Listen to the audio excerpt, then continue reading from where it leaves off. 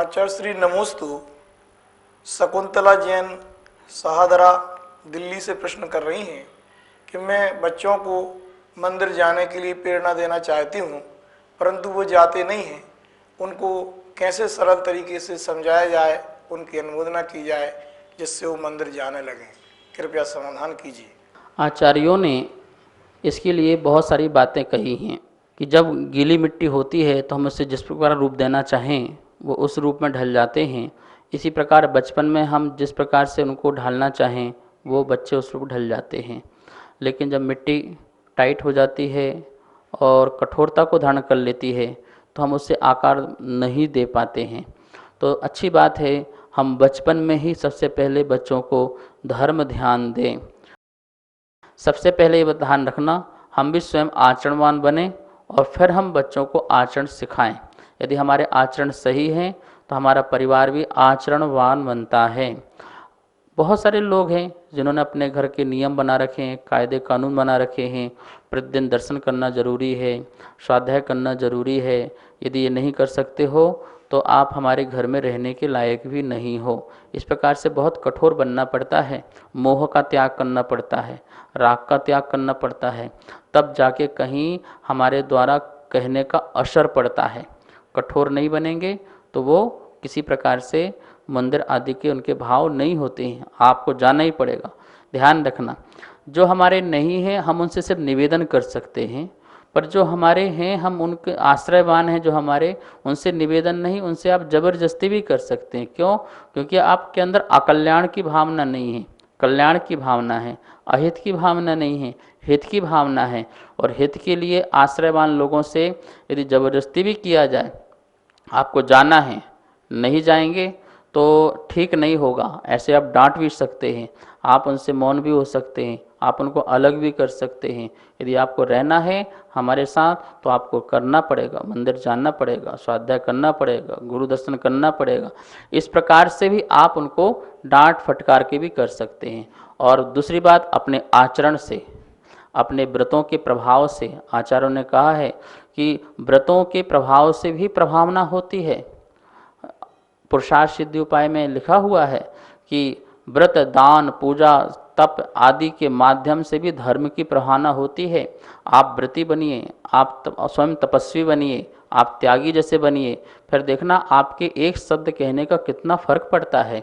एक सामान्य व्यक्ति किसी को कुछ कहता है तो उसका असर नहीं होता है, जब त्यागी साधु व्यक्ति कुछ कहते हैं तो उस पर जल्दी असर हो जाता है। क्यों होता है? क्योंकि ये त्याग का प्रभाव, व्रत का प्रभाव।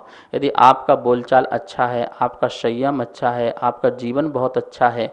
अब जो माता पिता स्वयं दिन भर बाहर घूमते हों, दिन रात मोबाइल में लगे रहते हों, स्वयं टीवी आदि देखते हों, स्वयं व्यसन आदि में लगे हों, और वो बच्चों से अपेक्षा रखें कि हमारे बच्चे धर्म करें, ये करें, अच्छा करें, तो ऐसा नहीं चलता है। आपको भी संस्कारित होना पड़ेगा। अच्छे संस्कारित होइए, आचरणवान बनिए, फिर देखना उसका असर आपके परिवार में पूरा दिखाई देगा। और फिर बच्चों को छोटी छोटी बातें बताओ, थोड़ा थोड़ा उनको ज्ञान दो, स्वयं ज्ञान लो और फिर उनको ज्ञान दो।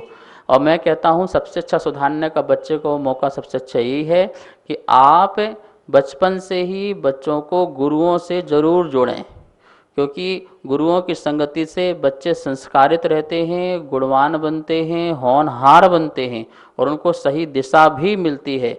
इसलिए माँ 8 वर्ष तक बच्चों को पाले और 8 वर्ष के बाद गुरुओं से जोड़ दो तो गुरु उन बच्चों को पालते हैं और उनको धर्म ध्यान में लगाते हैं और उन्हें बहुत आगे ले जाते हैं। आचार्य श्री नमोस्तु। पदम मेहता पूना महाराष्ट्र से प्रश्न कर रही हैं कि शरीर से आत्मा का समुद्घात कैसे होता है। कृपया समाधान कीजिए। आगम में समुद्घात जो बताया गया है उसका अर्थ यही है, आत्मा के प्रदेशों का फैलना। आत्मा फैलती है तो प्रदेश भी उसके फैलते हैं। आत्मा का संकोच विस्तार एक गुण है।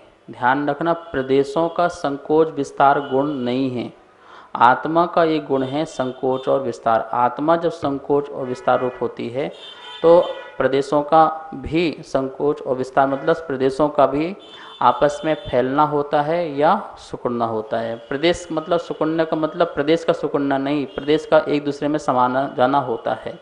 अब देखिए, किसी आत्मा का समुद्घात होता है मतलब मूल शरीर को छोड़े बिना, मूल शरीर को छोड़े बिना आत्मा का शरीर से बाहर निकल जाना, इसका नाम है समुद्घात।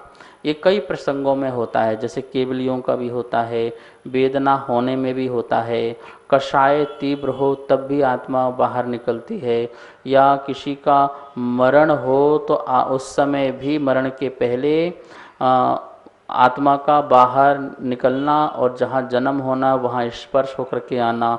इस प्रकार 7 प्रकार के प्रसंगों में यह आत्मा जो है अब मूल शरीर को छोड़े बिना शरीर से बाहर निकलती है। इसे शास्त्रों में समुद्घात कहा है। आचार्य श्री नमोस्तु। सम्यक जैन पहाड़ी धीरज दिल्ली से प्रश्न कर रहे हैं कि जब तीर्थंकर भगवान गर्भ में आते हैं तो उनके गर्भ में आने के पूर्व और पश्चात जो रत्नों की वृष्टि होती है वो पंचम काल में प्राप्त नहीं होते, कहाँ चले जाते हैं? तीर्थंकर भगवान गर्भ में जब आते हैं उसके पहले और उसके बाद भी रत्नों की वर्षा और भी अनेक वैभव, जैसे जहाँ जन्म होना है उस नगरी का बहुत सौंदर्यीकरण होना, बहुत सुंदर महल बनना, तो ये सारा का सारा जो वैभव है ये कहाँ गया या कब तक रहता है?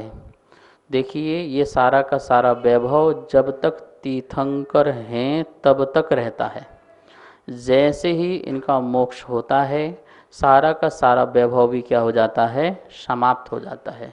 इतने वैभव इतने पुण्यशाली होते हैं कि आने के पहले ही वैभव दिखने लगता है। कितने पुण्यशाली हैं। देखिए, अभी मुनिराज आपके नगर में नहीं आए, सिर्फ घोषणा हुई कि मुनिराज आना है तो पूरा नगर सजने लगा, नगर की तैयारियां होने लगी, बहुत सुंदर पंडाल बन गया, सड़कें सुंदर हो गई, सब कुछ बढ़िया हो गया महाराज जी के आने के पहले। ये है महाराज जी का पुण्य का उदय। अभी पहुँचे नहीं हैं लेकिन वहाँ पर तैयारियाँ प्रारंभ। महाराज जी पहुँच गए तो और भी वैभव, और उसके बाद महाराज जी निकले वहाँ से तो वो सब तैयारियाँ जितनी थी सब समाप्त, सब अलग।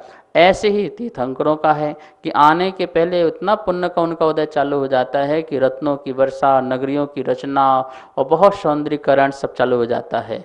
लेकिन जैसे ही उनका मोक्ष हुआ और भगवान का मोक्ष होते ही वैभव भी समाप्त, पुण्य प्रकृति समाप्त। तो वो जो रत्न थे वो रत्न भी छूमंतर हो जाते हैं, वो जितना वैभव था वो वैभव भी छूमंतर हो जाता है। ठीक है ना? इसलिए पंचम काल में अब आप तुम अयोध्या में ढूंढने जाओगे कि वहाँ रत्न वर्षा हुई थी, वो कहाँ है, तो खोदोगे तो मिलेंगे नहीं और ढूंढने का प्रयास भी नहीं करना। ठीक है? वो वैभव समाप्त हो जाता है। पुण्य क्षीण तो वैभव भी क्षीण हो जाता है। आचार्य श्री नमोस्तु। ब्रह्मचारी श्रीपाल भैया MP से प्रश्न कर रहे हैं कि पंचक में शुभ कार्य कर सकते हैं कि नहीं कर सकते? देखिए, ज्योतिष शास्त्र के अनुसार, और इसमें चर्चा भी बहुत हुई है विद्वानों के बीच में, पंडित सनत कुमार, विनोद कुमार सब लोग बैठे हुए थे, और बात ये निष्कर्ष निकल के आया था कि जो पंचक जो है वह उसमें यदि हम शुभ कार्य करते हैं तो कोई बाधा वाली बात नहीं है। पंचक में तो शुभ कार्य करना ही चाहिए। ठीक है ना?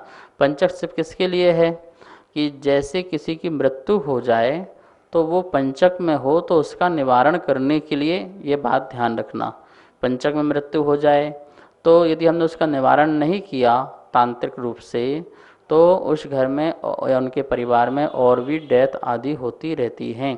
भगवती आराधना आदि में भी आया है कि यदि पंचक में होता है तो फिर उस साधु के साथ वो घास के पुतले बना करके साइड में कहीं रख देते हैं, जलाते नहीं, ध्यान रखना, जलाएंगे तो पंचेंद्रिय जीवों की हिंसा का दोष लगेगा। साइड में कहीं रख देते हैं कि आपके साथ इतने साधु और भी साधना करते हुए मुक्ति को प्राप्त होंगे, तो ऐसा निवारण करते हैं उस दोष का। ठीक है ना? लेकिन शुभ कार्य करने के लिए कहीं भी पंचक में निषेध नहीं आया है, तो आप कर सकते हैं, कहीं कोई बाधा नहीं है। जय जिनेन्द्र। यदि आप सभी की कोई भी जिज्ञासाएं आगम संबंधित हैं, जैन धर्म से संबंधित हैं, तो कृपया नीचे चल रहे नंबर पर आप व्हाट्सएप के माध्यम से हमारे पास भेज सकते हैं, जिसका समाधान आगम के अनुकूल आचार्य श्री के श्रीमुख से किया जाएगा। एवं तत्वार्थ सूत्र की पुस्तक जो आपने देखी है उसमें पुण्यार्जक बनने के लिए या इस कार्यक्रम के पुण्यार्जक बनने के लिए भी नीचे दिए गए नंबर पर आप संपर्क कर सकते हैं। यदि आपको पुस्तक प्राप्त करनी है तो उसके लिए भी आप व्हाट्सएप के माध्यम से हमसे संपर्क करके आप पुस्तक को यहाँ से प्राप्त कर सकते हैं। पुस्तक आपके पास कुरियर के माध्यम से भेज दी जाएगी।